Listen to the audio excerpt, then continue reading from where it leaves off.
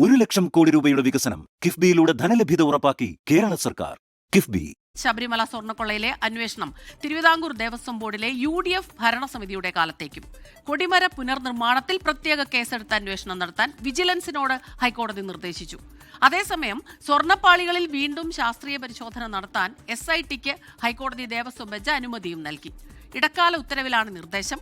ഏത് അന്വേഷണത്തെയും സ്വാഗതം ചെയ്യുന്നെന്ന് തിരുവിതാംകൂർ ദേവസ്വം ബോർഡ് മുൻ അംഗവും കോൺഗ്രസ് നേതാവുമായ അജയ് തറയിൽ.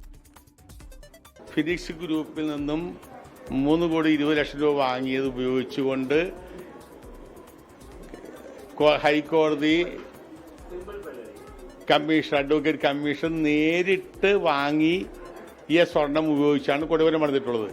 കൊടിമരം പണിയാൻ ഒരാളുടെയും സ്വർണം 1/2 ഗ്രാം സ്വർണം പോലും വാങ്ങിയിട്ടില്ല, ആരും സംഭാവന ചെയ്തിട്ടില്ല. വിഷ്ണു സുരേഷും ഷഫീദ് റാവുത്തറും ചേരുന്നുണ്ട് ഈ വാർത്തയിൽ. കൂടുതൽ വിശദാംശങ്ങളുമായി ആദ്യം വിഷ്ണു സുരേഷിലേക്കാണ്. വിഷ്ണു, ഇന്ന് ഇക്കാര്യത്തിൽ ഉണ്ടായ 2 കാര്യങ്ങളാണ്. വളരെ കാലങ്ങളായിട്ട് ഇങ്ങനെ UDF പ്രതിപക്ഷം ശക്തമായി തന്നെ പ്രതിഷേധം ഇക്കാര്യത്തിൽ വിമർശനങ്ങളൊക്കെ ഉന്നയിച്ചിരിക്കുന്ന ഒരു സാഹചര്യത്തിൽ 2017 നടന്ന കൊടിമര പുനഃപ്രതിഷ്ഠ അത് UDF ഭരണസമിതിയുടെ കാലത്തായിരുന്നു. അപ്പോൾ അതിൽ അന്വേഷണം നടത്തണമെന്ന് വിജിലൻസിനോട് ആവശ്യപ്പെടുമ്പോൾ തീർച്ചയായിട്ടും അത് UDFന് വലിയ രീതിയിലുള്ള പ്രതിരോധം ഉണ്ടാക്കുന്നുണ്ട്. തീർച്ചയായിട്ടും അജയ് തറയിലിൻ്റെ ഒരു പ്രതികരണം അതിനുശേഷം വരുന്നു. അന്വേഷണം അതിൻ്റെ രീതിയിൽ തന്നെ പോകട്ടെ. UDFും LDFും ഇങ്ങനെ തന്നെയാണ് പറയുന്നതെങ്കിലും അത് അല്പം ക്ഷീണം ഉണ്ടാക്കുന്നുണ്ട്. ഇന്ന് എന്തെല്ലാം കാര്യങ്ങളാണ് കോടതിയുടെ ഭാഗത്തുനിന്നുണ്ടായത്?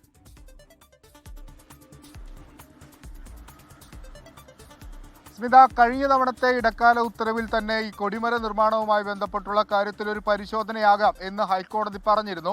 അതിന്റെ പശ്ചാത്തലത്തിലാണ് വിജിലൻസ് ഒരു പ്രാഥമിക പരിശോധന നടത്തിയത്. ആ പരിശോധനയിൽ ചില ക്രമക്കേടുകൾ കണ്ടെത്താൻ വിജിലൻസിനായി, അതായത് 27ഓളം ആളുകൾ ഈ കൊടിമരം സ്വർണം പൂശുന്നതുമായി ബന്ധപ്പെട്ട് അല്ലെങ്കിൽ അതുമായി ബന്ധപ്പെട്ടുള്ള സ്വർണ്ണമായി തന്നെ സംഭാവന നൽകിയിട്ടുണ്ട്. പക്ഷേ മഹസർ പരിശോധിക്കുമ്പോൾ ആ വിവരങ്ങളൊന്നുമില്ല. അടിമുടി അവ്യക്തതയാണ് മഹസറിലുള്ളത്. ഈ റിപ്പോർട്ടാണ് ഹൈക്കോടതിക്ക് മുമ്പാകെ വിജിലൻസ് വിഭാഗം കൈമാറിയത്. ആ പശ്ചാത്തലത്തിലാണ് ഹൈക്കോടതി പറഞ്ഞത് ഈ 2017 കൊടിമര പുനഃപ്രതിഷ്ഠയുമായി ബന്ധപ്പെട്ട് ഒരു അന്വേഷണമാകാമെന്ന്. ക്വിക്ക് വെരിഫിക്കേഷന് വേണ്ടിയിട്ടാണ് ഇപ്പോൾ സംസ്ഥാന വിജിലൻസിനെ അതുമായി ബന്ധപ്പെട്ട് ചുമതലപ്പെടുത്തിയിട്ടുള്ളത്. ആവശ്യമെങ്കിൽ കേസെടുത്ത് അന്വേഷിക്കാമെന്ന നിർദ്ദേശത്തിലേക്ക് പോയിരിക്കുന്നു. അതായത് അത് SIT അല്ല അന്വേഷിക്കുന്നത്, വിജിലൻസ് ആണ് അന്വേഷിക്കുക. അതിന്മേൽ കൂടുതൽ വിവരങ്ങൾ ലഭ്യമായ ശേഷം കേസെടുത്ത് അന്വേഷണത്തിലേക്ക് പോകുമെന്ന് മനസ്സിലാക്കുന്നു. മറ്റൊന്ന് ശബരിമല സ്വർണ്ണക്കൊള്ളയുമായി ബന്ധപ്പെട്ടുള്ള വിഷയമാണ്. VSSC റിപ്പോർട്ട് ഇന്ന് ഹൈക്കോടതിയിൽ, അന്തിമ റിപ്പോർട്ട് ഹൈക്കോടതിയിൽ ഇന്ന് അന്വേഷണ സംഘം നൽകിയിരുന്നു.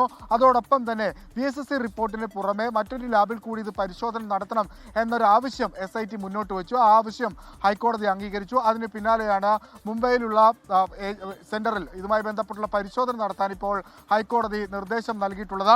12-ാം തീയതി ആയിരിക്കും ശബരിമലയിൽ ദ്വാരപാലക ശില്പങ്ങളിൽ നിന്ന് ഈ സാമ്പിള് അന്വേഷണ സംഘം ശേഖരിക്കുക. അതിനുശേഷം അത് മുംബൈയിലേക്ക് പരിശോധനയ്ക്ക് വേണ്ടി അയക്കും.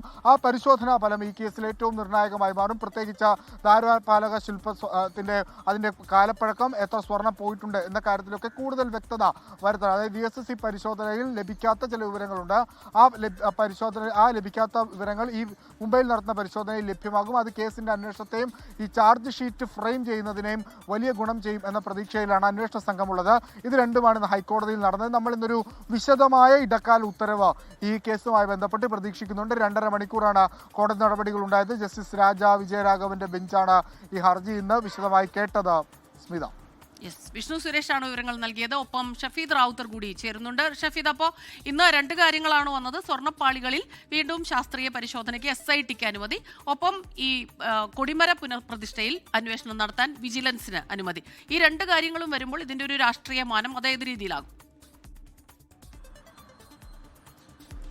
സ്മിത, നേരത്തെ തന്നെ ഇക്കാര്യത്തിൽ നമുക്ക് ഒരു ധാരണയുണ്ടായിരുന്നു. അതായത് ഈ VSSCയിലെ പരിശോധനാ ഫലം, അതിൽ ചില കാര്യങ്ങളിൽ അവ്യക്തതയുണ്ടായിരുന്നു. അപ്പോൾ ഇന്നിപ്പോൾ കോടതി വീണ്ടും ഇത് മറ്റൊരു ലാബിൽ പരിശോധിക്കാൻ നിർദ്ദേശം നൽകുമ്പോൾ കുറ്റപത്രം വൈകും എന്നുള്ള കാര്യത്തിൽ തർക്കമില്ല. മാത്രവുമല്ല, കഴിഞ്ഞ ദിവസമാണ് VSSC പരിശോധനാ ഫലം SITക്ക് മുൻപിലേക്ക് എത്തുന്നത്. ശബരിമലയിൽ സ്വർണ്ണ കവർച്ച ചെയ്ത കട്ടിളപ്പടിയുടെ കാലപ്പഴക്കം സംബന്ധിച്ച് ആണ് VSSCയുടെ റിപ്പോർട്ടിൽ അവ്യക്തത ഉണ്ടായിരുന്നത്. സ്വർണം പൊതിഞ്ഞ ചെമ്പുപാളികൾ മൊത്തത്തിൽ കടത്തി പുതിയ പാളികൾ സ്ഥാപിച്ചതാണോ എന്നതിലൊരു ആശയക്കുഴപ്പമുണ്ട്. അതടക്കമുള്ള കാര്യങ്ങൾ സ്ഥിരീകരിക്കാൻ വേണ്ടിയിട്ടാണ് ഇങ്ങനെ ഒരു നീക്കം. 1990 1998 മെർക്കുറി ഉപയോഗിച്ചാണ് UB ഗ്രൂപ്പ് ശബരിമല ശ്രീകോവിലെ കട്ടിളപ്പടി സ്വർണം പൊതിഞ്ഞത്. എന്നാൽ ചില പാളികളിൽ മാത്രം മെർക്കുറിയുടെ അംശം തീരെ കാണുന്നില്ലെന്നായിരുന്നു VSSCയുടെ പരിശോധനാ റിപ്പോർട്ട്.